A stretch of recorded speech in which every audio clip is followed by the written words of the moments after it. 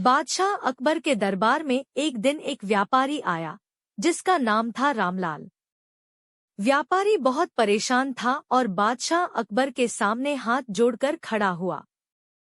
क्या समस्या है रामलाल? अकबर ने पूछा। रामलाल ने कहा, जहांपनाह, मैं एक ईमानदार व्यापारी हूँ और मैंने कभी किसी के साथ छल नहीं किया, परंतु मेरे पड़ोसी सेठ धर्मदास ने मुझसे धोखा किया है। बादशाह अकबर ने पूछा, क्या हुआ, विस्तार से बताओ।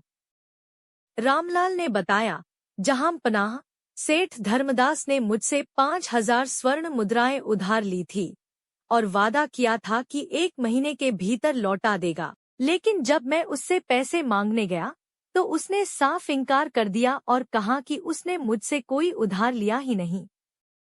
अकबर ने गंभीरता से सोचा और फिर कहा, बीरबल, तुम इस मामले को संभालो और सत्य का पता लगाओ। बीरबल ने मुस्कुराते हुए कहा, जहांपनाह, मैं इस मामले को जल्द ही हल कर दूंगा। अगले दिन बीरबल ने दोनों पक्षों रामलाल और सेठ धर्मदास को दरबार में बुलाया। दोनों के बीच खूब बहस हुई। रामलाल ने कहा कि सेठ धर्मदास ने उधार लिया था, जबकि धर्मदास ने सिरे से इनकार कर दिया। अब बीरबल ने अपनी योजना बनाई। उसने कहा, सेठ धर्मदास, क्या तुम यह कह रहे हो कि तुमने रामलाल से कोई पैसे नहीं लिए?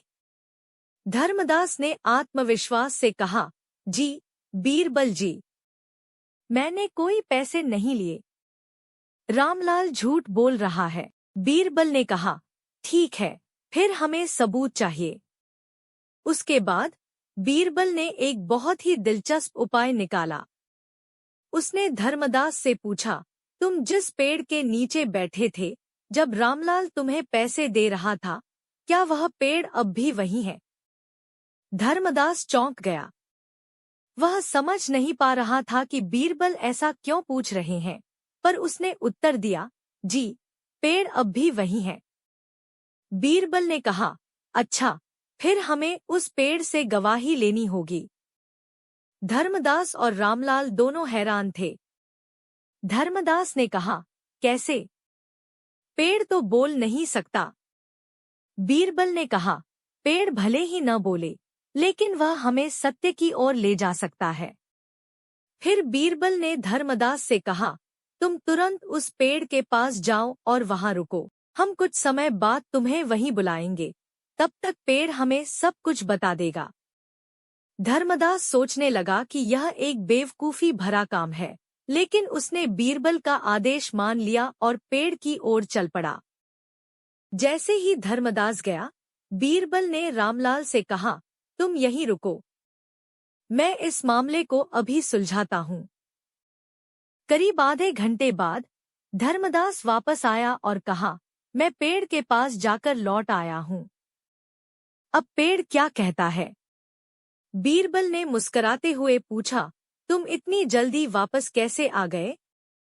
पेड़ तो बहुत दूर है, तुम्हें वहां पहुंचने में ज्यादा समय लगना चाहिए था। धर्मदास को समझ नहीं आया कि वह क्या कहे। वह चुपचाप खड़ा हो गया। तभी बीरबल ने कहा, यही मेरा सबूत है, जहांपनाह।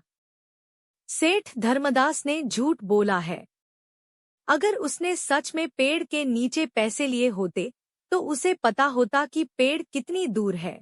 बादशाह अकबर ने बीरबल की बुद्धिमानी की प्रशंसा की और सेठ धर्मदास को फौरन 5,000 स्वर्ण मुद्राएं रामलाल को लौटाने का आदेश दिया।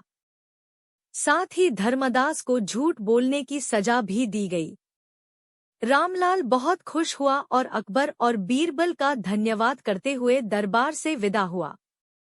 इस कहानी से बच्चों को यह सीख मिलती है कि ईमानदारी और सच्चाई हमेशा जीतती है और झूठ बोलने से कभी फायदा नहीं होता। बीरबल की बुद्धिमानी से एक बार फिर न्याय की जीत हुई।